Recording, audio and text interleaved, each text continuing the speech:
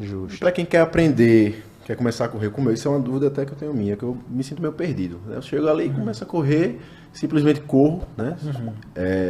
Eu já vi em algum vídeo seu você falando que o cara tem que ter uma estratégia, tem que ter treino, né? Tem que dar uns tiros e tal, tem que ter uns treinos mais longão, depois... Onde é que o cara busca essa informação? Uma pessoa que quer começar a correr, por exemplo. Eu sugiro o meu canal, Corrida e Performance. É. lá tem tudo que você precisa para correr. Sei. Mas tem muita literatura interessante. Infelizmente no Brasil não tem muita coisa, sabe? Nós somos carentes nisso, em literatura em português. Agora alguns autores americanos estão tendo as suas obras traduzidas para o português. E tem um treinador americano, Jack Daniels, que não é whisky, é um treinador mesmo. E esse cara, ele é considerado o melhor treinador de corrida do mundo. E ele tem um livro que chama Fórmula da Corrida. E lá ele explica tudo. É um curso completo de corrida.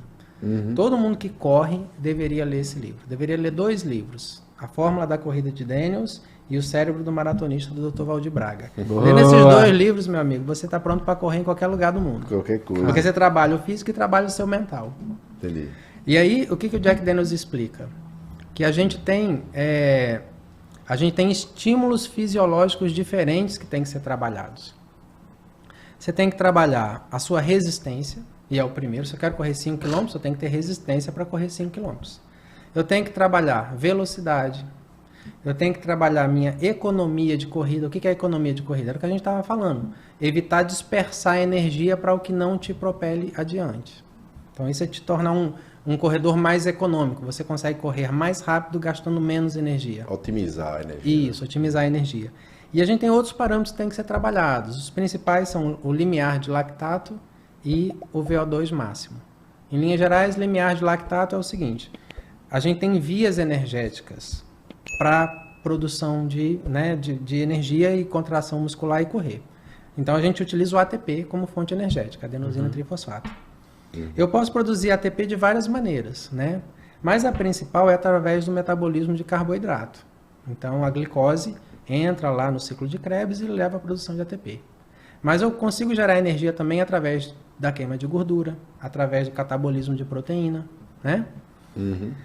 E aí, o que acontece? Quando eu estou correndo num ritmo leve, o meu corpo está produzindo o lactato, que é um produto oriundo da queima da glicose, mas num processo independente de oxigênio. Então, geralmente, o exercício ele é aeróbio, não é isso? A gente fala, está fazendo seu aeróbio?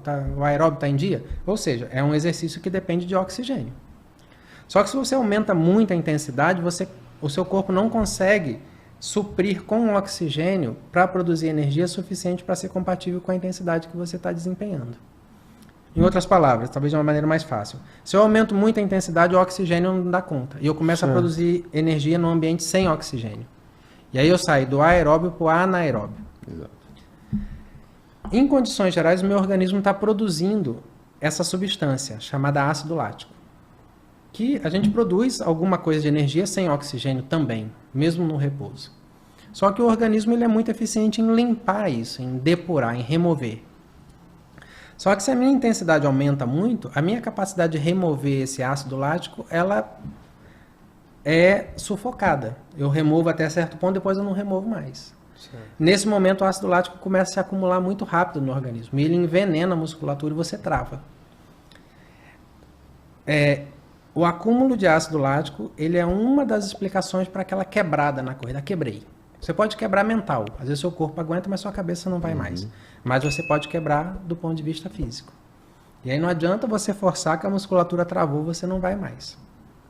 E aí o que a gente faz? A gente trabalha o chamado limiar de lactato. Ou seja, eu tenho que retardar ao máximo o momento que esse ácido vai se acumular no meu organismo.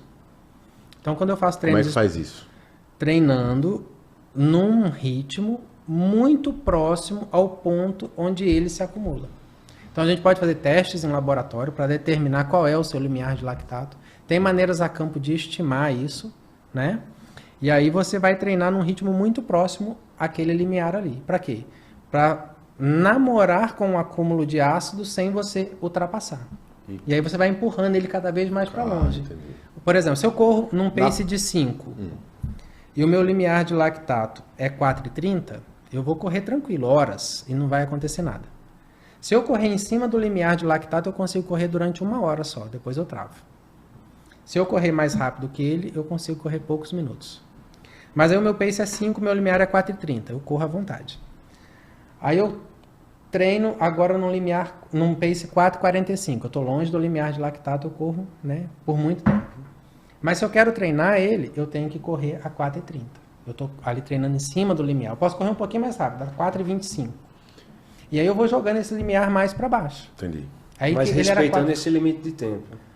Respeitando o limite de tempo. Mas como é que a gente estima? Como é que a gente estima? É uma fórmula, é uma equação? O limiar de lactato? O limiar de lactato da pessoa. O padrão ouro é fazer um teste em laboratório. Você coloca o indivíduo numa esteira, fazendo aquele teste ergo-espirométrico, e de tempos em tempos você coleta uma amostra de sangue e vai dosando o lactato sanguíneo. Certo, mas isso aí é utópico, né, para uma pessoa normal. Então o que a gente faz? Geralmente a gente utiliza, para poder estimar o limiar de lactato, um tempo seu de prova. Por exemplo, você fez uma prova de 5 km dando o seu máximo. Aí a gente volta no Jack Daniels. Jack Daniels desenvolveu um sistema chamado VDOT. E aí tem um vídeo lá no canal que explica isso bem direitinho. O que é esse VDOT? O Jack Daniels, que era um fisiologista, né, e educador físico, ele era muito amigo de um físico. E aí o físico bolou lá um algoritmo que você joga um tempo seu de prova, onde você deu o seu máximo, pode ser 5, 10, 21, maratona, e ele estratifica todas as intensidades que você deve treinar, inclusive a intensidade para trabalhar o seu limiar de lactato.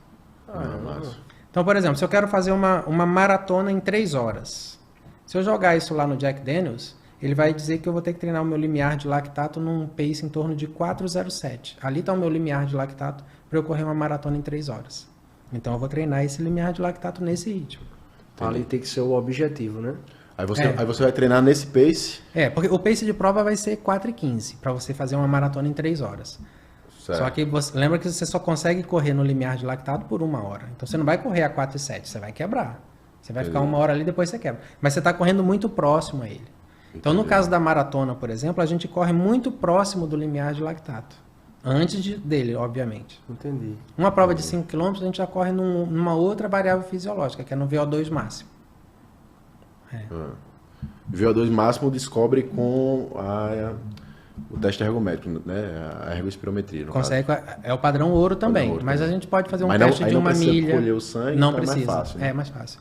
Aí consegue fazer também com teste de 1 milha, com teste de 3.000 metros. Dá para estimar o VO2 máximo. E até o relógio, ele dá uma estimativa qualitativa, não quantitativa do VO2 máximo. Entendi. Alguns smartwatches usados. E aí você vai ter uma frequência cardíaca, que seria desse VO2 máximo, e aí você tem que correr naquela frequência cardíaca. Isso, geralmente o VO2 máximo, ele está entre 95% e 100% da sua frequência cardíaca máxima. Entendi. Né? Então aquela ali é a sua zona de VO2 máximo. Entendi. Então quando a gente faz uma prova de 5 km, a gente faz com 100% VO2 máximo, se for correndo, se você quer treinar para uma prova de 5 km, aí você treina correndo em quantos por cento do VO2 máximo? Geralmente em torno dos 95%. 95%, entendi.